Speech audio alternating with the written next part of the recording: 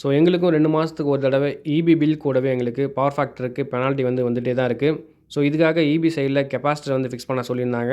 So capacitor நாங்கள் fix பண்ணாலுமே கூட எங்களுக்கு ஈபி பில்ல பெனால்ட்டி வந்துட்டே தான் இருக்குது. ஸோ என்ன ரீசனால் இந்த பெனால்ட்டி வரும்ன்றத இந்த வீடியோ ஃபுல்லாக பாருங்கள். ஸோ இந்த சைட்லேயுமே உங்களுக்கு பவர் ஃபேக்டர் பெனால்ட்டி வரதுனால ஸோ கெப்பாசிட்டர் என்ன பண்ணியிருக்காங்க, மேனுவலாக ஆட் பண்ணியிருக்காங்க. ஸோ ஆட் பண்ணதுக்கப்புறமும் கூட உங்களுக்கு பவர் ஃபேக்டர் பெனால்ட்டி வந்துட்டே தான் இருக்குது.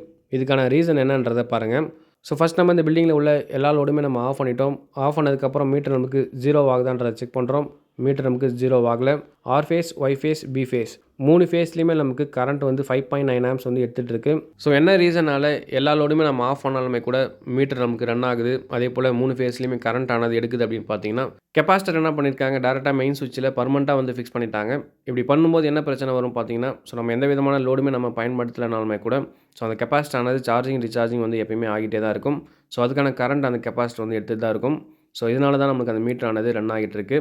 பட் ஆனால் மீட்டரில் நமக்கு எந்த விதமான ரியல் பவரும் நம்மளுக்கு அதில் கன்சியூம் பண்ணாது. அதாவது கிலோவாட் அப்படின்றது அதில் கன்சியூம் பண்ணாது. பட் கேவிஏ ரீடிங்கில் ஸோ அந்த மீட்டரானது ரீடிங் ரன் ஆகிட்டு இருக்கும். ஸோ எப்பயுமே பவர் ஃபேக்டர் நம்ம எப்படி ஐடென்டிஃபை பண்ணுவோம் அப்படின்னு பார்த்தீங்கன்னா, so kilowatt divide by KVA. So கிலோவாட்டில் வரக்கூடிய ரீடிங்கும் கேவிஏல வரக்கூடிய ரீடிங்கும் நம்ம டிவைட் பண்ணும்போது ஸோ அதில் வரக்கூடிய வேல்யூ தான் நம்மளுக்கு பவர் ஃபேக்டர்.